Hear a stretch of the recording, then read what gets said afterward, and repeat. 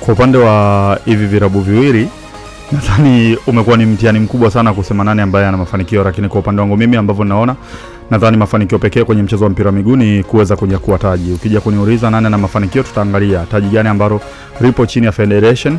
Ni ngao ya jamii pekee ambayo Young Africans alifanikiwa kuchukua. Yeye anakuwa kwenye mguu mmoja mbele zaidi ya Simba, lakini Simba Sports Club licha kufanya vizuri kwa mashindano ya kimataifa, lakini hajafikia yale mafanikio, kwa sababu mafanikio ambayo tunayahitaji na mafanikio ambayo tunaongelea kwenye upande wa football sio kushika nafasi ya pili. Mafanikio ambayo yanahitajika ni wewe kuweza kutoa taji. Kwa hiyo kwenye msimu huu mpaka ulipofikia sasa hivi, Young Africans ana mafanikio kuliko Simba Sports Club, kwa sababu kwenye yale mashindano ambayo wamewahi kukutana wao kama wao, ya kwanza ngao ya jamii ambao walikuwa wanashindania pamoja, Yanga alichukua. Yanga ameenda kimataifa, hajafanikiwa kufika popote. Simba Sports Club wamefika hatua ya finali na akapoteza.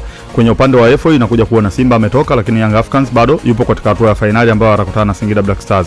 Kwenye ligi bado kuna kinyang'anyiro ambacho Yanga anaongoza na Simba yupo katika nafasi ya pili. Kwa hiyo kwenye mafanikio kwa msimu huu Yanga amefanikiwa kwa kiasi kikubwa sana kuliko Simba Sports Club kulingana na project zao. Cha kwanza project ni kulinda kile ambacho ulikuwa nacho msimu uliopita. Yanga msimu uliopita alichukua mataji yote ya ndani.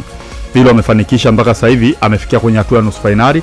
Ngao ya jamii tayari ameshairudisha mikononi mwake baada ya kuipoteza dhidi ya Simba Sports Club, na pia ukija kuangalia upande wa ligi anaongoza. Kwa hiyo kwenye upande wa mafanikio Yanga na mafanikio zaidi msimu huu kuliko Simba Sports Club, licha Simba Sports Club kufika kwenye hatua kubwa kwenye mashindano ya kimataifa.